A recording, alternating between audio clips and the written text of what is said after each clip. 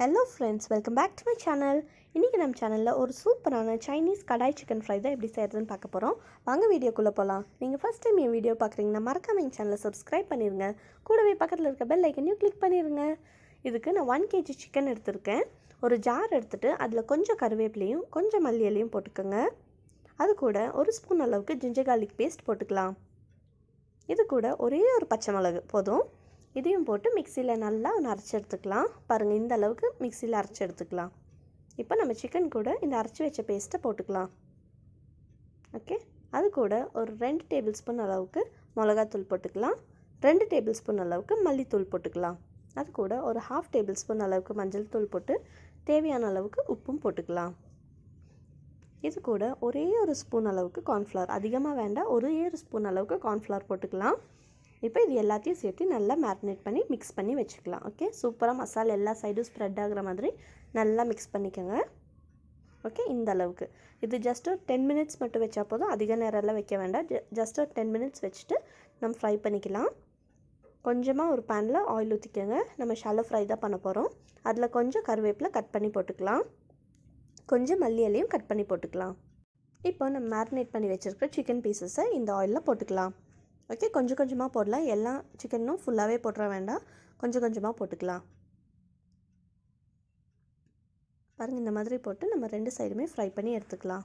இப்போ ஒரு side fry ஆயிடுச்சு. நம்ம சிக்கன் பீஸ் எல்லாம் திருப்பி போட்டுக்கலாம். பாருங்கள், நல்லா கோல்டன் கலராக இருக்குது. ஓகே, இப்போ ஒரு 2 to 3 மினிட்ஸ் ஆயிடுச்சு. இந்த சைடுமே நல்லா ஃப்ரை ஆயிடுச்சு. இப்போ நம்ம சிக்கன் பீஸை வெளியில் எடுத்துக்கலாம். இது எடுத்ததுக்கப்புறம் நான் பேலன்ஸ் பீஸும் போட்டு எல்லாமே ஃப்ரை பண்ணி எடுத்துட்டேன். அதையும் நான் காமிக்கல, வீடியோஸ் ரொம்ப பெருசாயிருன்னு சொல்லிட்டு. பாருங்கள், சூப்பராக நம்ம சிக்கன் பீஸ் இந்த அளவுக்கு சூப்பராக ஃப்ரை ஆயிடுச்சு. நல்லா வெந்திருக்கு உள்ளெல்லாம். ஓகே, இப்போ அதே ஆயிலில் கொஞ்சம் கூட கருவேப்பிலை போட்டுக்கலாம். ஃபஸ்ட்டு போட்ட மாதிரியே அதே மாதிரி திருப்பி கொஞ்சம் கூட மல்லி இலையும் கட் பண்ணி போட்டுக்கலாம். ஓகே, வேறு ஆயில் எடுக்கணும்ல, இல்லை அதே ஆயிலில் எடுத்தால் தான் அதோடய ஃப்ளேவர் வந்து நமக்கு ஃபுல்லாக கிடைக்கும். அது கூட ஒரு 3 பச்சை மிளகா கட் பண்ணி போட்டுக்கலாம். இந்த மாதிரி நீளமாக கட் பண்ணி போட்டுக்கலாம். அது கூட ஒரு 3 பெரிய வெங்காயம் நல்லா நீளமாக கட் பண்ணி போட்டுக்கலாம். ஓகே, மீடியம் சைஸ் பெரிய வெங்காயம் 3 போட்டுக்கலாம். ஓகே, இதை போட்டு நல்லா வதக்கிக்கோங்க. தேவையான அளவு கொஞ்சம் உப்பு ஆட் பண்ணிக்கலாம். நல்லா வதக்கிக்கலாம் வெங்காயத்தை. இது கூட ஒரு 1/2 டேபிள் ஸ்பூன் அளவுக்கு ஜிஞ்சர் garlic பேஸ்ட் போட்டுக்கலாம். ஒரு 1/4 டேபிள் ஸ்பூன் அளவு மட்டும் கரம் மசாலா போட்டுக்கலாம். ஒரு 1/2 டேபிள் ஸ்பூன் அளவுக்கு மஞ்சள் தூள் போட்டுக்கலாம். ஓகே, வீட்டில் சிக்கன் மசாலா ஏதாவது இருந்துச்சுன்னா அது வந்து ஒரு 2 டேபிள் ஸ்பூன் அளவுக்கு ஆட் பண்ணிக்கோங்க. எந்த கம்பெனினாலும் ஓகே, அது வந்து ஒரு 2 டேபிள் ஸ்பூன் ஆட் பண்ணிக்கோங்க. அது கூட கொஞ்சம் கூட மிளகாத்தூள் ஆட் பண்ணிக்கலாம்.